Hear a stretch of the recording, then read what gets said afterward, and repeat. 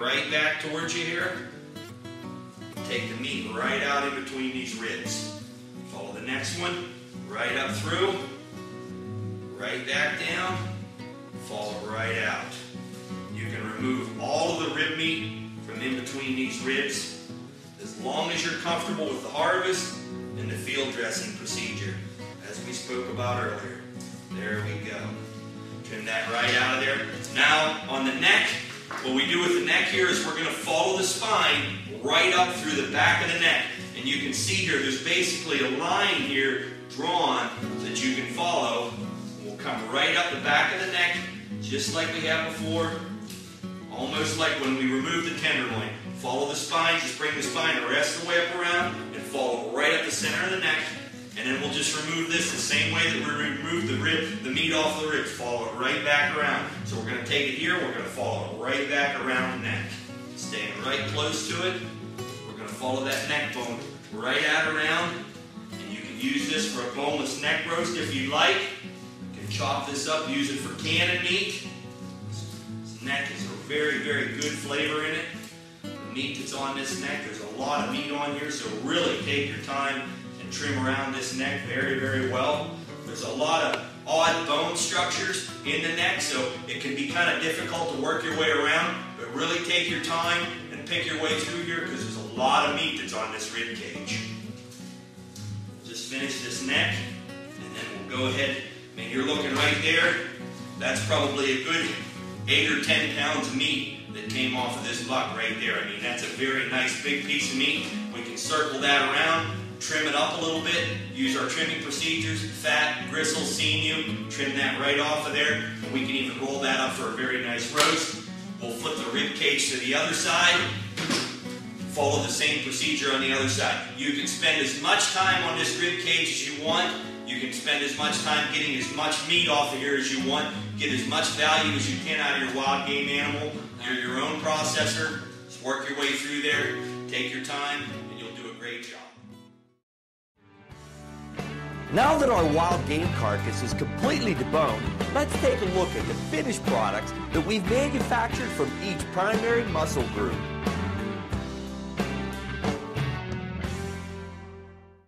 Now what we've done with the tenderloins out of this particular deer is we've gone ahead and we've done some thick butterfly backstrap chops here out of the center of the loin and then also off of the ends. We've cut some thick straight cut chops right out of the middle, and we've also done some thinner chops out of the center also that we'll use for breakfast steaks. And we've taken the fillets that we pulled out of the inside and we left them whole as we spoke of earlier, and we'll just take and do those on the grill. They're only about 1 inch thick, you know, and that's about what you'd like in a good thick steak. Now what we've done with the shoulders off this particular deer is we've gone ahead, deboned both shoulders, trimmed all the fat, gristle, and sinew out, and we took one shoulder, we took the boneless English, the mock tender, and the top blade, and we've rolled them together into a nice roast here. What we've done is we've cut slits in the meat, we've put some coarse ground black pepper in there, along with some Lowry seasoned salt. But you can use whatever type of marinade that you like the best. And we've just taken regular cotton twine and we've tied that roast together, and this will make an excellent roast. Out of the other shoulder, we took the boneless English and we went ahead and sliced it into steaks. We took the mock tender and we butterflied it, and then we also took the top blade and butterflied it. But when you're your own processor, you can do it any way you choose. Now what we've done with the majority of the shoulder meat is we've seamed it all out, and we've gone ahead and made a lot of stir-fry meat here. Stewing beef, canning meat. You can use this, fry it with peppers and onions, however you'd like to prepare it, or you can use these on steak salads. Now we made a lot of great products out of the hindquarters on this particular deer. We took one of the bottom and eye rounds, we put slits down through the middle of the roast there, and we put a black nugget marinade in that, rolled it up and put cotton twine string here on the outside of it. This will make a great roast. We took the other bottom and eye round, we sliced it down into about 1/2 inch steaks, and we put it down into a burgundy wine marinade. Then we took one of the top rounds, we tempered it down, put it in the freezer, and we chipped it down using our 8-inch steak knife. We chipped it down really thin, wafer thin, so we can use that for chip steak. We placed the other one in the freezer as well, and we went ahead and sliced it about 1/8 of an inch thick, and we're going to use that for jerky. We took the sirloin butts that we talked about earlier with the sirloin steaks. We sliced those down into about 1/2 inch thick steaks, and then we took the tri-tips, both tri-tips, and and we slice those down into steaks as well. And we've got a lot of really great products out of those hindquarters. Now that we've finished deboning, cutting, and processing all the primal cuts of the animal, and we've come up with some really great products, a lot of excellent steaks, some marinated roasts, the butterfly chops, some marinated steaks, chip steak, jerky, a lot of great products here. Now it's time to move on to the ground products. Now your first step in preparing your trimmings for grinding is to go ahead, go back through your trimmings, sort through them all, trim out any gristle, fat, sinew, connective tissue, bone chips that you may have missed during the deboning process. So we're just going to go ahead. Now you don't have to get all your trimmings out at the same time like what I've done here. If your work area isn't this large, you can just pick through, transfer from one tub to the other tub as you do your trimming. But what we're going to do, we're just going to get these all out, and we're going to go ahead and trim through here any fat, gristle, connective tissue that we may have missed. We're going to trim out before we start our grinding. Now the first product we'll be manufacturing here will be our plain ground meat. Now we've chopped our meat up into pretty small chunks because we're going to be using a regular hand feed grinder here, and we don't want to try to overwork the grinder and break something. So we'll just begin feeding our chunks of meat in here and grinding this right through. Now one thing that you'll want to keep in mind, now you can grind your burger as many times as what you'd like. You can grind it once, twice, 3 times. I would recommend at least a twice grind on this product. But that's totally up to you. It depends on how fine you like your meat to be.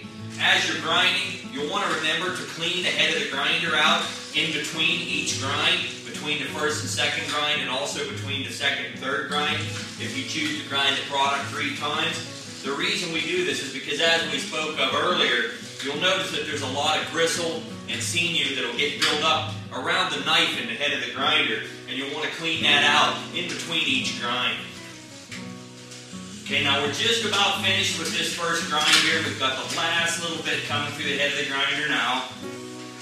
And as I said earlier, you can decide on your own personal preference as to the texture of the ground product that you like, whether you want to grind this product 2 or 3 times.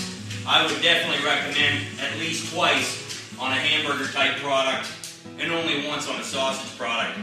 Well, now that we've finished this first grind, we're going to go ahead and take the head of the grinder apart here, and we're going to clean the knife and plate as we spoke about earlier, in case there'd be any gristle or sinew and bone chips in and around the head of that grinder. And then we'll go ahead and put it back together again, and then we'll finish our second grind, and this will allow the meat to go through the grinder much smoother.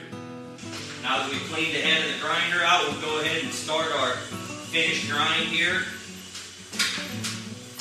Now some people prefer to go down to the local butcher shop and pick up some beef or maybe even some lean pork or fattier pork to add with your ground product. That's totally up to you, personal preference.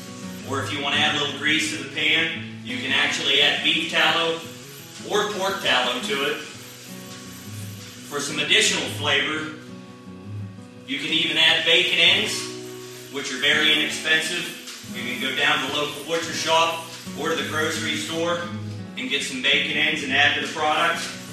This is all personal preference. Okay, now that we've completed our final grind, our venison ground meat is ready for packaging. The packaging of your finished product is a very important part of processing wild game meat.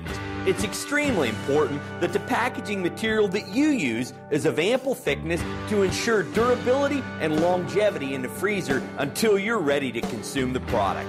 Packaging meat products in thin plastic wrap and in loose plastic bags is not recommended for extended freezer storage. To ensure that you will have a quality, uncompromised product, always use a heavy-made freezer paper and be sure that all of your folds are tight and that you tuck the freezer paper under the product to press out any air pockets that may cause unwanted freezer burn. Fold all ends well and use a good brand name masking tape that won't release in low freezer temperatures. Modern home vacuum packaging machines provide a foolproof method of packaging your meat products as well as all other frozen foods.